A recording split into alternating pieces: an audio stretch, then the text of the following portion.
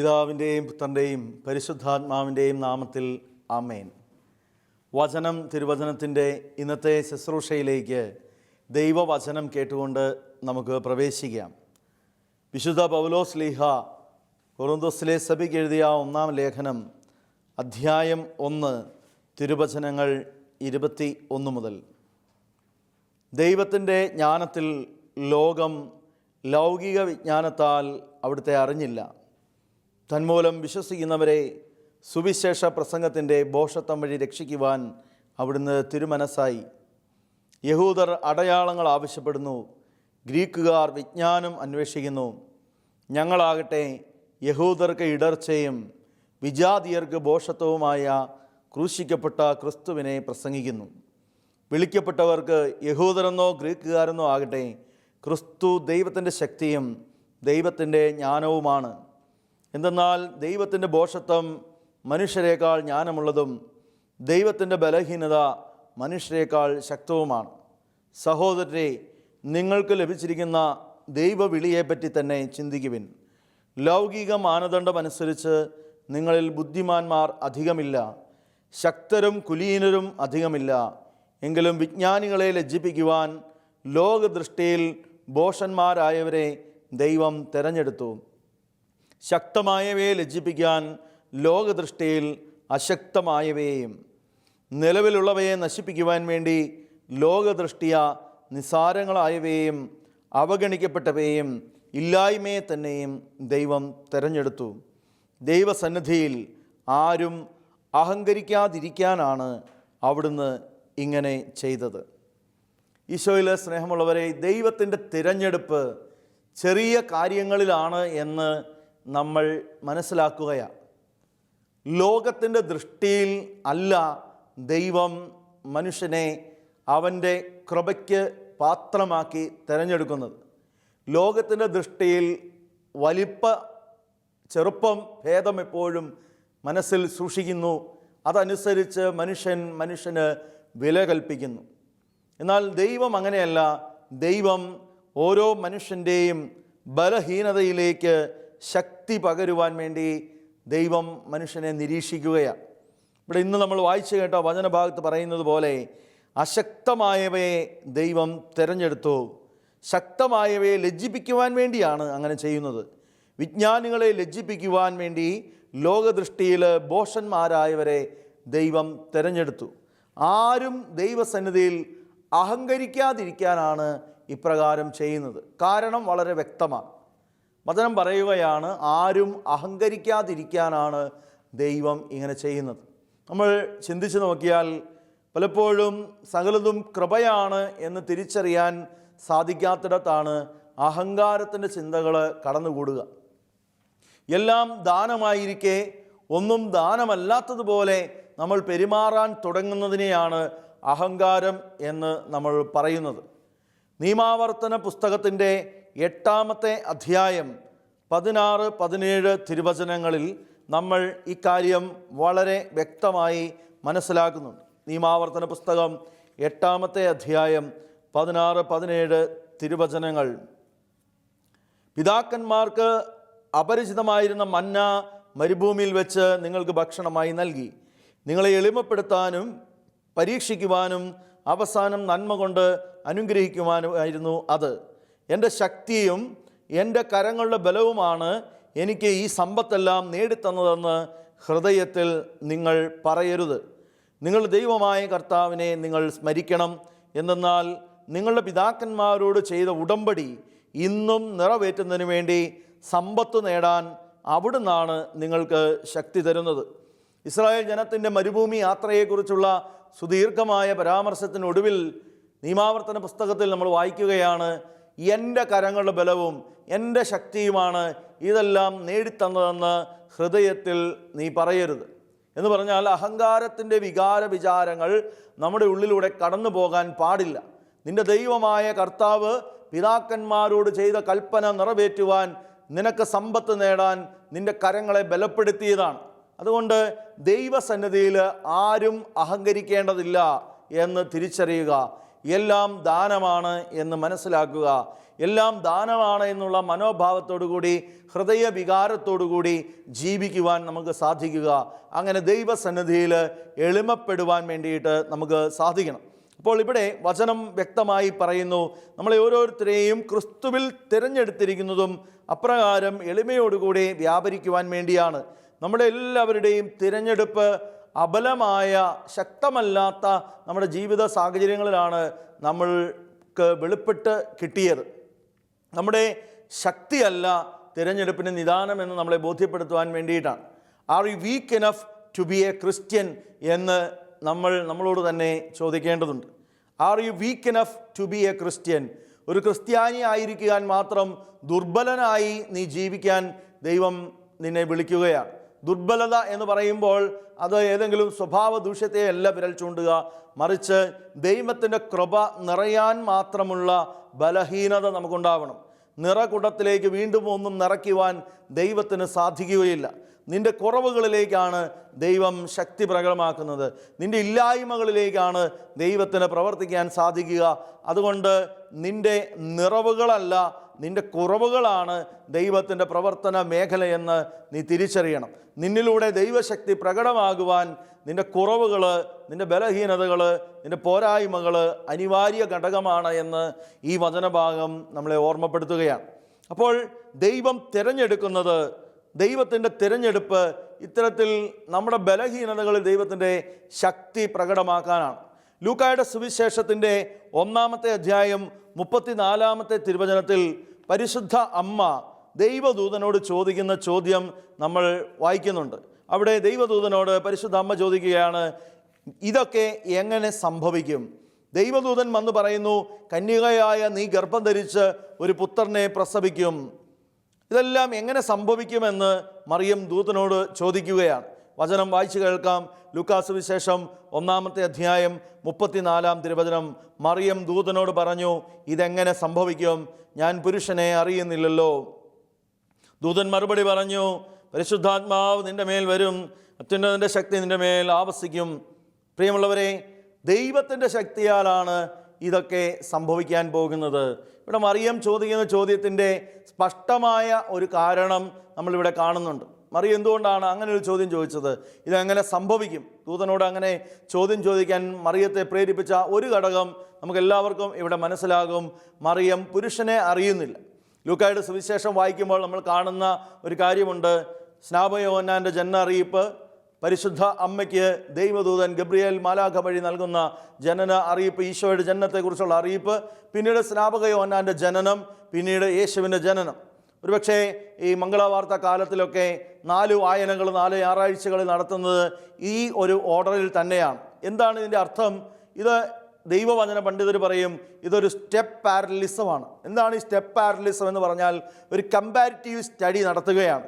ഈശോയുടെ ജനനവും സ്നാപക യോഹന്നാൻ്റെ ജനനവും തമ്മിലുള്ള ഒരു കമ്പാരിസൺ, ഈശോയുടെ ജനനവും സ്നാപക യോഹന്നാൻ്റെ ജനനവും തമ്മിലുള്ള ഒരു താരതമ്യ പഠനം ഇവിടെ നടക്കുകയാണ്. എന്ന് പറഞ്ഞാൽ ഇതിൻ്റെ അർത്ഥം ഇത്രയേ ഉള്ളൂ. സ്നാപക യോഹന്നാൻ്റെ ജനനം സാധാരണ മാനുഷികമായ ഒരു ജനനമായിരുന്നു. സക്കറിയായും എലിസബത്തും തമ്മിലുള്ള സാധാരണ ലൈംഗിക ബന്ധത്തിൻ്റെ ഫലമായി ഉണ്ടായ ഒരു പുത്രനാണ്. ദൈവികമായ പ്രത്യേകമായ കൃപയുണ്ടെങ്കിൽ പോലും സ്നാപക യോഹന്നാൻ്റെ ജനനം. എന്നാൽ ഈശോയുടെ ജനനം അങ്ങനെയല്ല. ഈശോയുടെ ജനനം സ്നാപക യോഹന്നാൻ്റെ ജനനത്തിൽ നിന്നും വ്യത്യസ്തമാണ്. അങ്ങനെ ഒരു കമ്പാരിസൺ നടത്തിക്കൊണ്ട് ഈശോയുടെ ജനനത്തിൻ്റെ പ്രത്യേകത അവിടെ മനസ്സിലാക്കാൻ വേണ്ടി ലൂക്കാസ് വിശേഷകൻ നടത്തിയിരിക്കുന്ന ഒരു സ്റ്റെപ്പ് പാരലിസമാണ് നമ്മൾ പഠന വിധേയമാക്കുന്നത്. അപ്പോൾ മറിയവും അത് തന്നെയാണ് ചോദിക്കുന്നത്, പുരുഷനെ ഞാൻ അറിയുന്നില്ലല്ലോ. ഒരു ശക്തമായ അടിത്തറയോടുകൂടിയാണ് ആ ചോദ്യം. അതുകൊണ്ട് മറിയം ചോദിക്കുക, ഇതെങ്ങനെ സംഭവിക്കും? ഞാൻ പുരുഷനെ അറിയുന്നില്ല. സാധാരണഗതിയിൽ ചോദിക്കാൻ എല്ലാ അർഹതയും മറിയത്തിനുണ്ട്. പക്ഷേ മറിയം ഇത് ചോദിക്കുമ്പോൾ മറിയത്തിൻ്റെ ഉള്ളിൽ മറ്റൊരു ചിന്ത കൂടിയുണ്ട്.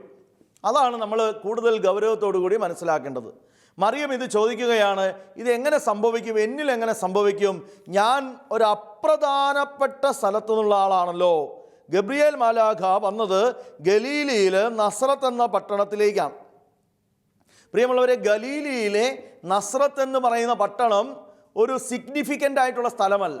ഒരപ്രധാനമായ സ്ഥലമാണ്, പ്രധാനപ്പെട്ടതല്ലാത്ത ഒരിടമാണ് നസ്രത്ത്. നസ്രത്ത് എന്ന് പറയുന്നതിനെക്കുറിച്ച് രക്ഷകനുമായി കൂട്ടിച്ചേർത്ത് പഴയ നിയമത്തിൽ ഒരു പരാമർശവും ഇല്ല എന്ന് നമ്മൾ മനസ്സിലാക്കുന്നത് അത് യോഹന്നാൻ്റെ സുവിശേഷം 1-ാമത്തെ അധ്യായം 46-ാമത്തെ തിരുവചനത്തിൽ നഥനയേൽ ചോദിക്കുന്ന ചോദ്യത്തിൻ്റെ പിൻബലത്തിലാണ്. യോഹന്നാൻ്റെ സുവിശേഷം 1-ാമത്തെ അധ്യായം 46-ാമത്തെ തിരുവചനം. നഥനയേൽ ചോദിച്ചു, നസ്രത്തിൽ നിന്ന് എന്തെങ്കിലും നന്മയുണ്ടാകുമോ?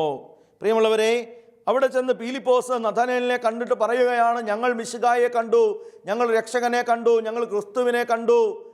അപ്പോൾ അവൻ ചോദിക്കുകയാണ്, നസ്രത്തിൽ നിന്ന് എന്തെങ്കിലും നന്മയുണ്ടാകുമോ? കാരണം നസ്രത്ത് എന്ന് പറയുന്നത് പഴയ നിയമത്തിൽ ഒരിടത്തും പരാമർശിക്കപ്പെടാത്ത ഒരിടമാണ്. ആരാണ് ഈ പറയുന്നത്? നഥനയേലാണ് പറയുന്നത്. നഥനയേലിൻ്റെ പ്രത്യേകത എന്താണ്? നഥനയേൽ അത്തിമരത്തിൻ്റെ ചുവട്ടിലിരുന്ന് റബിമാരിൽ നിന്ന് ദൈവവചനം പഴയ നിയമം മുഴുവനും പഠിച്ചവനാണ്, ഒരു സ്കോളറാണ്, ഒരു പണ്ഡിതനാണ്. അപ്പോൾ ബൈബിൾ പണ്ഡിതനായിട്ടുള്ള, ബൈബിൾ പഠിച്ചിട്ടുള്ള, പഴയ നിയമം അറിയാവുന്ന ഒരാൾ ചോദിക്കുന്ന ചോദ്യം എന്താണ്? നസ്രത്തിൽ നിന്ന് എന്തെങ്കിലും നന്മയുണ്ടാകുമോ? പ്രിയമുള്ളവരെ, ഇത്ര സിഗ്നിഫിക്കൻ്റ് അല്ലാത്ത സ്ഥലത്ത് നിന്ന്, പ്രധാനപ്പെട്ടതല്ലാത്ത ഒരു സ്ഥലത്ത് നിന്ന് ഏതെങ്കിലും വിധത്തിൽ നന്മ ഉണ്ടാകാനുള്ള സാധ്യതയുണ്ടോ? യഥാർത്ഥത്തിൽ മറിയവും ചോദിക്കുന്നത് ഇതേ ചോദ്യമാണ്.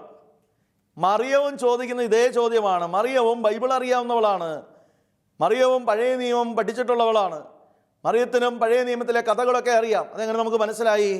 അത് മനസ്സിലാക്കണമെങ്കിൽ ഈ മറിയവും ഈ പറയുന്ന സഖറിയായും തമ്മിലുള്ള വ്യത്യാസം മനസ്സിലാക്കിയാൽ മതി. സഖറിയായിക്ക് പഴയ നിയമത്തിലെ കഥകളെല്ലാം അറിയാം. അവനൊരു പുരോഹിതനാണ്, അതുകൊണ്ട് അവൻ അബ്രാഹത്തിൻ്റെയും സാറായുടെയും കഥ അറിയാം, അന്നായുടെ കഥ അറിയാം. ഇവരൊക്കെ ജീവിച്ചിരുന്ന കാലഘട്ടത്തിൽ, ഇവരുടെയൊക്കെ ജീവിത കാലഘട്ടത്തിൽ അവരൊക്കെ വന്ധ്യത അനുഭവിച്ചിരുന്നുവെന്നും അങ്ങനെ അവരുടെ ജീവിത കാലഘട്ടത്തിൽ അവർ വേദനിച്ചിരുന്നെന്നും അവരിലൊക്കെ ദൈവത്തിൻ്റെ പ്രവൃത്തി കടന്നു വന്നാണ് അവർ കുഞ്ഞുങ്ങളെ ജനിച്ചുവെന്നും സഖറിയായിക്ക് അറിയാം. അബ്രാഹത്തിൻ്റെ ജീവിതത്തിലും ഹന്നായുടെ ജീവിതത്തിലും ദൈവം കുഞ്ഞുങ്ങളെ കൊടുത്തത് വലിയ അത്ഭുതകരമായ ഇടപെടലിലൂടെയാണെന്ന് ബൈബിൾ പഠിച്ചിട്ടുള്ള സഖറിയായിക്ക് അറിയാം. അപ്പം അതുകൊണ്ട് തന്നെയാണ് സഖറിയായുടെ ദൈവദൂതൻ പറയുന്നത്, നീ മൂകനായിരിക്കും, യഥാകാലം സംഭവിക്കേണ്ട ദൈവിക രഹസ്യങ്ങൾ നീ അവിശ്വസിച്ചുകൊണ്ട്, വിശ്വസിക്കേണ്ടവനാണ് നീ, പഴയ കാലഘട്ടത്തിൻ്റെ ചരിത്രം അറിയാവുന്നവനാണ് നീ, അത് അവിശ്വസിച്ചതുകൊണ്ട് നീ മൂകനായിരിക്കും. പക്ഷേ മറിയത്തോട് അങ്ങനെയൊന്നും ദൈവദൂതൻ പറയുന്നില്ല. അതിന് കാരണം എന്താണ്? അവൾ ചോദിക്കുന്നതിന് പിന്നിൽ ഒരു കാരണമുണ്ട്. എന്താണ് ആ കാരണം? പ്രധാനപ്പെട്ടതല്ലാത്ത ഒരു നഗരത്തിൽ നിന്ന് വന്നേക്കുന്നവളാണ്. അതാണ് നസ്രത്തിൻ്റെ പ്രത്യേകത. അപ്പോൾ നസ്രത്ത് എന്ന് പറയുന്ന പട്ടണത്തിൽ നിന്നും അവൾ തിരഞ്ഞെടുക്കപ്പെടുന്നു. പ്രിയമുള്ളവരെ, ചെറിയവരെ തിരഞ്ഞെടുക്കുന്നു. അതുകൊണ്ടാണ് മറിയം സ്തോത്രഗീതത്തിൽ ഇങ്ങനെ പാടുന്നത്, എളിയവരെ തിരഞ്ഞെടുത്ത് അവിടുന്ന് ഉയർത്തി, ശക്തരെ ഇതാ സിംഹാസനങ്ങളിൽ നിന്ന് മറിച്ചിട്ടു. മറിയം കർത്താവിൻ്റെ സന്നിധിയിൽ ആനന്ദത്തോടുകൂടി ഈ കാര്യം ഏറ്റുപറയുകയാണ്. 48-ാമത്തെ തിരുവചനം, ലൂക്കായുടെ സുവിശേഷം 1:48, അവിടുന്ന് തൻ്റെ ദാസിയുടെ താഴ്മയെ കടാക്ഷിച്ചു, ഇപ്പോൾ മുതൽ സകല തലമുറകളും എന്നെ ഭാഗ്യവതി എന്ന് പ്രകീർത്തിക്കും. ശക്തനായവൻ എനിക്ക് വലിയ കാര്യങ്ങൾ ചെയ്തിരിക്കുന്നു, അവിടുത്തെ നാമം പരിശുദ്ധമാണ്, അവിടുത്തെ ഭക്തരുടെ മേൽ തലമുറകൾ തോറും അവിടുന്ന് കരുണ വർഷിക്കും. അവിടുന്ന് തൻ്റെ ഭുജം കൊണ്ട് ശക്തി പ്രകടിപ്പിച്ചു, ഹൃദയ വിചാരത്തിൽ അഹങ്കരിക്കുന്നവരെ ചിതറിച്ചു, ശക്തന്മാരെ സിംഹാസനത്തിൽ മറിച്ചിട്ടു, എളിയവരെ ഉയർത്തി, വിശക്കുന്നവരെ വിശിഷ്ട വിഭവങ്ങൾ കൊണ്ട് സംതൃപ്തരാക്കി, സമ്പന്നരെ വെറും കൈയോടെ പറഞ്ഞയച്ചു. എത്ര ആനന്ദത്തോടു കൂടിയാണ് മറിയം സ്തോത്രഗീതം ആലപിക്കുന്നത്! കാരണം തൻ്റെ എളിമയെ, തൻ്റെ താഴ്മയെ, തൻ്റെ ഒന്നുമില്ലായ്മയെ ദൈവം ഇതാ പരിഗണിച്ചിരിക്കുന്നു. അപ്പോൾ എളിയവരെ തിരഞ്ഞെടുക്കുന്ന ദൈവം മറിയത്തെ തിരഞ്ഞെടുക്കുന്ന ചിത്രമാണ് നമ്മൾ കാണുക. വീണ്ടും പഴയ നിയമ പശ്ചാത്തലത്തിലേക്ക് പോയാൽ നമുക്ക് കാണാൻ പറ്റും ജെറമിയ പ്രവാചകനെ ദൈവം തിരഞ്ഞെടുക്കുന്നത്. ജെറമിയ പ്രവാചകൻ്റെ പുസ്തകം 1-ാമത്തെ അധ്യായത്തിൻ്റെ 7-ാമത്തെ തിരുവചനത്തിൽ പ്രവാചകൻ തന്നെ പറയുന്ന ഒരു കാര്യമുണ്ട്, ഞാൻ ഒരു ബാലനാണ്, ഞാനൊരു ബാലനാണ്, എനിക്ക് ഇതെങ്ങനെ സാധിക്കും? എന്നെ കൊണ്ട് പ്രാപ്തിയില്ലാത്ത ഒരു കാര്യത്തിനാണ് ദൈവമേ നീ എന്നെ വിളിക്കുന്നത്. ജെറമിയ പ്രവാചകന്റെ പുസ്തകം 1-ാമത്തെ അധ്യായം 7-ാമത്തെ തിരുവചനം. അപ്പോൾ അവൻ പറഞ്ഞു, ദൈവമായ കർത്താവേ, ഞാൻ കേവലം ബാലനാണ്, സംസാരിക്കാൻ എനിക്ക് പാഠവുമില്ല. പ്രിയമുള്ളവരെ, ജെറമിയ പ്രവാചകന്റെ പുസ്തകം 1-ാമത്തെ അധ്യായം 6ഉം 7ഉം വചനങ്ങളിൽ നമ്മൾ കാണുകയാണ്. അപ്പോൾ അവൻ പറഞ്ഞു, ദൈവമായ കർത്താവേ, ഞാൻ കേവലം ബാലനാണ്, സംസാരിക്കാൻ എനിക്ക് പാടവുമില്ല. കർത്താവ് അവനോട് അരുൾ ചെയ്തു, വെറും ബാലനാണെന്ന് നീ പറയരുത്, ഞാൻ അയക്കുന്നിടത്തേക്ക് നീ പോകണം.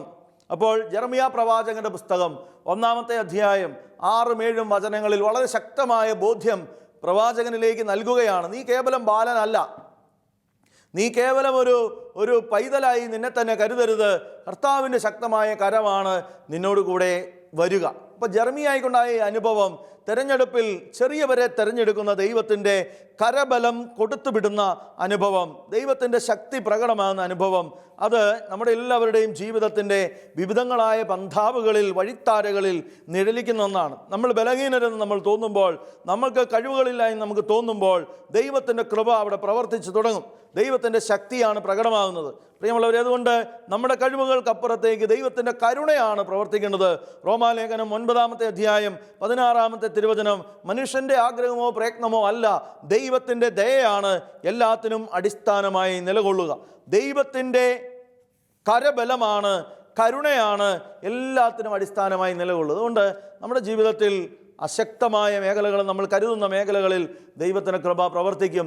ചെറിയവരെന്ന് തോന്നുന്ന മേഖലകളിൽ ദൈവം നമ്മളെ തെരഞ്ഞെടുത്തിരിക്കുന്നു. ന്യായാധിപന്മാരുടെ പുസ്തകത്തിൻ്റെ 6-ാമത്തെ അധ്യായത്തിൽ 15 മുതലുള്ള തിരുവചനങ്ങളിൽ ഗിദെയോൻ എന്ന് പറയുന്ന യുവാവ് പറയുന്നതും മറ്റൊരു കാര്യമല്ല. ഗിദെയോൻ പറഞ്ഞു, അയ്യോ കർത്താവേ, ഇസ്രായേലിനെ രക്ഷിക്കാൻ എനിക്ക് എങ്ങനെ കഴിയും? മനാസയുടെ ഗോത്രത്തിൽ എൻ്റെ വംശം ഏറ്റവും ദുർബലമാണ്, ഞാൻ എൻ്റെ കുടുംബത്തിൽ ഏറ്റവും നിസ്സാരനുമാണ്. പ്രിയമുള്ളവരെ, ഒരു ഗോത്രമെടുത്താൽ, ഒരു കുലമെടുത്താൽ, ഒരു ഭവനമെടുത്താൽ ഏറ്റവും ദുർബലമായതിനെ ദൈവം തിരഞ്ഞെടുക്കും. ഒരു കുലമെടുത്താൽ, ഒരു ഗോത്രമെടുത്താൽ, ഒരു കുടുംബമെടുത്താൽ അതിലേറ്റവും ദുർബലമായതിനെ ദൈവം തിരഞ്ഞെടുക്കുകയാണ്. ഗിദെയോൻ എന്ന് പറയുന്ന ചെറുപ്പക്കാരൻ എല്ലാവരെയും ഭയപ്പെട്ട്, മിദ്യാൻകാരെ ഭയപ്പെട്ട്, അവന് ഗോതമ്പ് മുന്തിരിച്ചക്കിലിട്ട് മെതിച്ചെടുക്കുകയാണ്. ന്യായാധിപന്മാരുടെ പുസ്തകം 6-ാമത്തെ അധ്യായം 11 മുതലുള്ള തിരുവചനങ്ങൾ നമ്മൾ കാണുന്നത്. അപ്പോൾ അവിടെ കാണുന്ന കാര്യം ഇതാണ്, ഈ മിദ്യാൻകാർ കാണാതിരിക്കാൻ വേണ്ടി മുന്തിരിച്ചക്കിൽ ഗോതമ്പ് മെതിക്കുകയാണ് ഈ ഗിദെയോൻ. മുന്തിരിച്ചക്കിൽ ഗോതമ്പ് മെതിക്കേണ്ട ഗതികെട്ട അവസ്ഥയിൽ, ഭയത്തിൻ്റെ അവസ്ഥയിൽ നിൽക്കുന്ന ദുർബലനായ ഒരു ചെറുപ്പക്കാരൻ്റെ അടുക്കൽ ദൈവത്തിൻ്റെ ദൂതൻ വന്ന് പറയുകയാണ്, ധീരനും ശക്തനുമായ മനുഷ്യ, കർത്താവ് നിന്നോടുകൂടെ. ഗിദെയോൻ ചോദിച്ചു, പ്രഭു, കർത്താവ് ഞങ്ങൾ കൂടെ ഉണ്ടെങ്കിൽ എന്തുകൊണ്ടാണ് ഇതെല്ലാം ഞങ്ങൾക്ക് സംഭവിക്കുന്നത്? ആരും ചോദിച്ചു പോകും. കർത്താവ് കൂടെ ഉണ്ടെങ്കിൽ ഇതൊന്നും സംഭവിക്കരുതാത്തതാണ്, പക്ഷേ ഞങ്ങൾക്കിതെല്ലാം സംഭവിക്കുന്നു, ഞങ്ങൾക്കിതെല്ലാം വന്നു ഭവിക്കുന്നു, ഞങ്ങൾ എന്തു ചെയ്യണം? ആ ദുർബലനായ ഭയപ്പെട്ടിരിക്കുന്ന മനുഷ്യനെ ധീരനും ശക്തനുമായ യുവാവേ എന്ന് വിളിച്ചുകൊണ്ട്, ധീരനും ശക്തനുമായ മനുഷ്യ എന്ന് വിളിച്ചുകൊണ്ട് ദൈവദൂതൻ പ്രത്യക്ഷപ്പെടുകയാണ്. അപ്പോൾ അവിടെ അവൻ തൻ്റെ ദൗർബല്യതകൾ എണ്ണി പറയുമ്പോൾ, ഏറ്റവും ചെറിയ ഗോത്രത്തിൽ നിന്ന്, ഏറ്റവും ചെറിയ കുലത്തിൽ നിന്ന്, ഏറ്റവും ചെറിയ വംശത്തിൽ നിന്ന്, ഏറ്റവും ദുർബലമായ ഭവനത്തിൽ നിന്ന് ഞാൻ എങ്ങനെയാണ് ഇസ്രായേലിനെ രക്ഷിക്കാൻ ഉയർത്തപ്പെടുക? പ്രിയമുള്ളവരെ, ഇസ്രായേലിനെ രക്ഷിക്കാൻ ഉയർത്തപ്പെടുന്നത് അവൻ്റെ കഴിവുകൊണ്ടല്ല, കർത്താവായ ദൈവം നിൻ്റെ കൂടെ വരും എന്ന് അവനോട് പറയുകയാണ്. ഉടനെ തന്നെ ദൈവമായ കർത്താവ് അവനോട് പറഞ്ഞു, ഞാൻ നിന്നോട് കൂടെ ഉണ്ടായിരിക്കും, ഒറ്റയാളെ എന്ന പോലെ മിദ്യാൻകാരെ നീ നിഗ്രഹിക്കും. പ്രിയമുള്ളവരെ, ഒറ്റയാളെ എന്ന പോലെ മിദ്യാൻകാരെ നിഗ്രഹിച്ച് കളയാനുള്ള ശക്തിയാണ് ഇവനിലേക്ക് ദൈവം കൊടുക്കുന്നത്. അപ്പോൾ ദൈവത്തിൻ്റെ തിരഞ്ഞെടുപ്പ് ഏറ്റവും ചെറിയ സാഹചര്യങ്ങളിൽ നിന്നാണ്. ദൈവത്തിൻ്റെ തിരഞ്ഞെടുപ്പ് ദൈവത്തിൻ്റെ ശക്തിയും കരബലവും പ്രകടമാക്കുവാൻ വേണ്ടി ഉള്ള തിരഞ്ഞെടുപ്പാണ്. ന്യായാധിപന്മാരുടെ പുസ്തകത്തിൽ നമ്മൾ ഈ കണ്ട കാര്യം പോലെ തന്നെ മറ്റു ചില കാര്യങ്ങളെ കൂടി വചനത്തിൽ നമ്മൾ കണ്ടെത്താൻ ശ്രമിക്കുകയാണ്. രാജാക്കന്മാരുടെ 1-ാം പുസ്തകത്തിൻ്റെ 18-ാമത്തെ അധ്യായം 45 മുതലുള്ള തിരുവചനങ്ങൾ. അവിടെ ഏലിയ പ്രവാചകൻ മേഘം കൊണ്ടുവന്ന് ദൈവത്തിൻ്റെ സന്നിധിയിൽ പ്രാർത്ഥിച്ച് കാത്തിരുന്ന് മേഘം ഉയർത്തി വരൾച്ച അവസാനിപ്പിക്കുകയാണ്. മേഘം ഉയർന്നു വരുന്നത് കാണാൻ വേണ്ടിയിട്ട് ഒരു ഭൃത്യനെ ഏർപ്പാടാക്കിയിട്ടുണ്ട്. രാജാക്കന്മാരുടെ 1-ാം പുസ്തകം 18-ാമത്തെ അധ്യായം 45-ാമത്തെ തിരുവചനത്തിൽ നമ്മൾ കാണുകയാണ്, നൊടിയിടയിൽ ആകാശം മേഘാവൃതമായി, കറുത്തിരണ്ടു, കാറ്റ് വീശി, വലിയ മഴ പെയ്തു. ഏതാണ് ഈ മേഘം? 44-ാമത്തെ വചനം വായിക്കും നമ്മൾ കാണും, 7 പ്രാവശ്യം അവൻ അങ്ങനെ ചെയ്തു. ഇതാ കടലിൽ നിന്ന് മനുഷ്യകരത്തോളമുള്ള ചെറിയ ഒരു മേഘം പൊന്തി വരുന്നു. അപ്പോൾ ഏലിയായും വൃത്തിനും കൂടെ ദൈവത്തിൻ്റെ കൃപ കാത്തിരിക്കുകയാണ്. മറ്റൊരു വാക്കിൽ പറഞ്ഞാൽ ഇസ്രായേൽ ജനം വലിയ വരൾച്ചയിലാണ്. ഇസ്രായേൽ ജനത്തിൻ്റെ വരൾച്ച അവസാനിപ്പിക്കാൻ വേണ്ടി കാത്തിരിക്കുന്ന ഏലിയ പ്രവാചകൻ, മഴ കാത്തിരിക്കുന്ന ഏലിയ പ്രവാചകൻ അതിനുവേണ്ടി കാത്തിരിക്കുമ്പോൾ വൃത്തിനെ ഏർപ്പാടാക്കിയിട്ടുണ്ട്. അവൻ 1-ാം പ്രാവശ്യം പോയി നോക്കി, 2-ാം പ്രാവശ്യം പോയി നോക്കി, 3-ാം പ്രാവശ്യം പോയി നോക്കി, അങ്ങനെ 7 പ്രാവശ്യം പോയി നോക്കി. 6 പ്രാവശ്യം പോയപ്പോഴും ഒന്നും കാണാൻ സാധിച്ചില്ല. പക്ഷേ 7-ാമത്തെ പ്രാവശ്യം അവൻ പോകുമ്പോൾ ആ ഭൃത്യൻ ഓടി വന്ന് പറയുകയാണ്, ഇതാ മനുഷ്യകരത്തോളമുള്ള ഒരു ചെറിയ മേഘം ആ സമുദ്രത്തിൽ നിന്ന് ഉയർന്നു വരുന്നു. പ്രിയപ്പെട്ടവരെ, എത്ര ചെറിയ കാര്യമാണ്! ഒരു മനുഷ്യകരത്തോളമുള്ള ഒരു ചെറിയ മേഘം ഉയർന്നു വരുന്നു എന്ന് പറഞ്ഞാൽ അത് വലിയൊരു കാര്യമല്ല. പക്ഷേ ആ ചെറിയ മേഘം കൊണ്ട് ഉണ്ടാകുന്ന ഇമ്പാക്റ്റ് എന്ന് പറയുന്നത്, അതിന് പ്രതിഫലനം എന്ന് പറയുന്നത്, നൊടിയുടെയിൽ ആകാശം മേഘാവൃതമായി കറുത്തിരുണ്ടു, കാറ്റ് വീശി വലിയ മഴ പെയ്തു. കണ്ടോ, ഒരു ചെറിയ മേഘത്തിൽ നിന്ന് വലിയ മഴ ഉണ്ടാകാൻ സാധ്യതയുണ്ട് എന്ന് നമ്മൾ തിരിച്ചറിയുകയാണ്. തെരഞ്ഞെടുപ്പുകൾ എപ്പോഴും ചെറുതാണ്. തെരഞ്ഞെടുപ്പുകൾ എപ്പോഴും ദുർബലമായ അവസ്ഥകളാണ്. തിരഞ്ഞെടുപ്പുകൾ എപ്പോഴും ദൈവം വിളിക്കുന്ന അവസ്ഥകൾ പലപ്പോഴും അത്ര ശക്തമാണെന്ന് മനുഷ്യ കണ്ണുകൾ കൊണ്ട് നോക്കിയാൽ ചിലപ്പോൾ നമുക്ക് തോന്നിയിരിക്കുകയില്ല. പക്ഷേ ദൈവത്തിൻ്റെ തെരഞ്ഞെടുപ്പ് എന്ന് പറയുന്നത് ശക്തമായ തെരഞ്ഞെടുപ്പാണ്.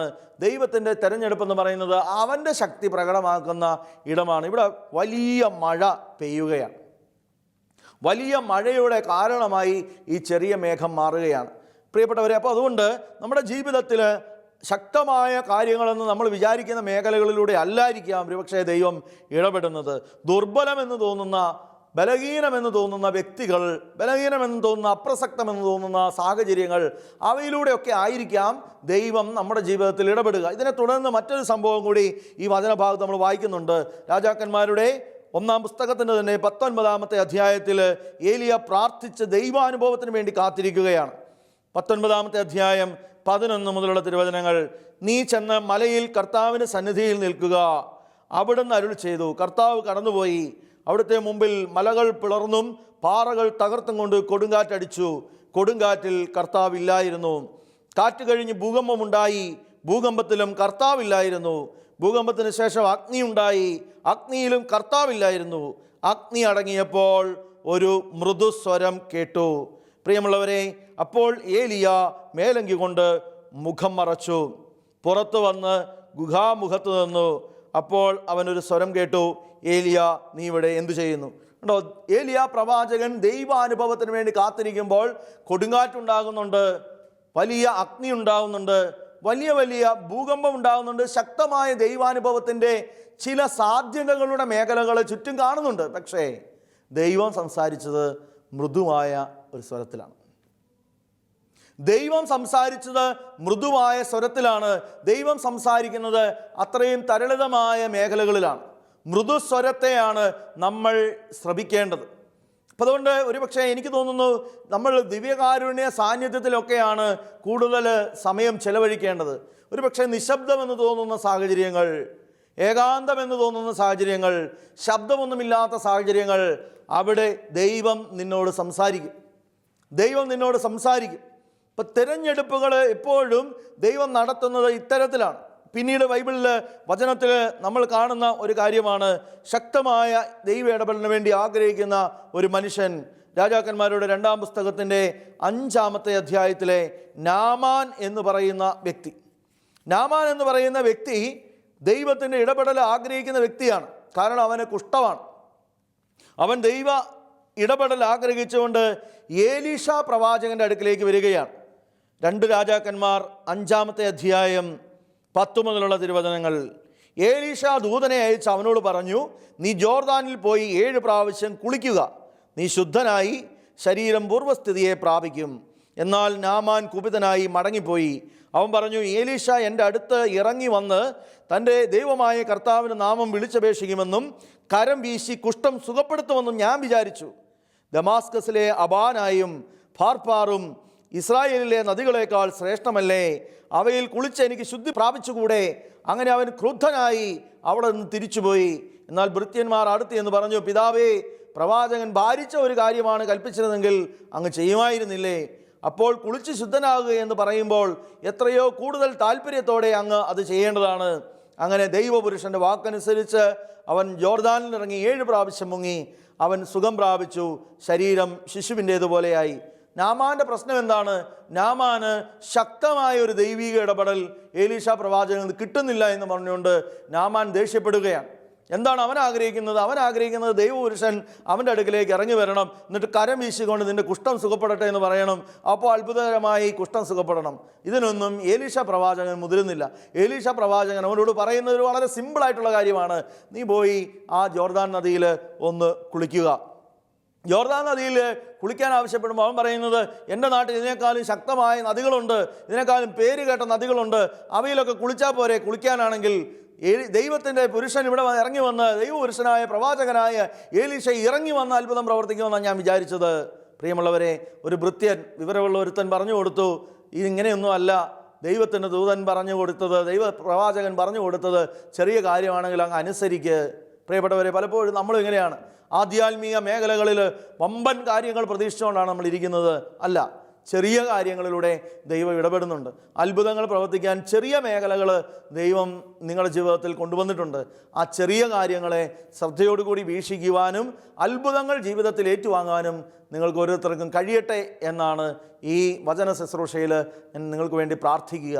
പ്രിയപ്പെട്ടവരെ, ഇപ്പോൾ ദൈവത്തിൻ്റെ തെരഞ്ഞെടുപ്പ്, ദൈവത്തിൻ്റെ പ്രവർത്തനം, മൃദുസ്വരം, അവിടുത്തെ ചെറിയ ചെറിയ കാര്യങ്ങളിലൂടെയുള്ള വലിയ കാര്യങ്ങളിലേക്കുള്ള വഴി തുറക്കൽ, അത് നമുക്ക് കേൾക്കാനും മനസ്സിലാക്കാനും ധ്യാനിക്കുവാനും സാധിക്കട്ടെ. നമുക്ക് ഒരുമിച്ച് പ്രാർത്ഥിക്കാം. പിതാവും പുത്രനും പരിശുദ്ധാത്മാവുമായ ത്രിത്വൈക ദൈവമേ, ഒരു ചെറിയ അപ്പത്തിൽ വിശുദ്ധ കുർബാനയിൽ നീ വന്നിരിക്കുന്നുവല്ലോ. ഞങ്ങളുടെ ജീവിതത്തിലേക്ക് വലിയ അത്ഭുതങ്ങൾ പ്രവർത്തിക്കാൻ നിനക്ക് കഴിയുമെന്ന് ഞങ്ങൾ വിശ്വസിക്കുന്നു. ചെറിയ കാര്യങ്ങൾ വിശ്വസ്തയോടുകൂടി ചെയ്ത് വലിയ അനുഗ്രഹങ്ങൾക്ക് പാത്രീഭൂതരാകുവാൻ ഞങ്ങളെ അനുഗ്രഹിക്കണമേ. നിത്യം പിതാവും പുത്രനും പരിശുദ്ധാത്മാവുമായ സർവേശ്വര എന്നേക്കും. ആമേൻ.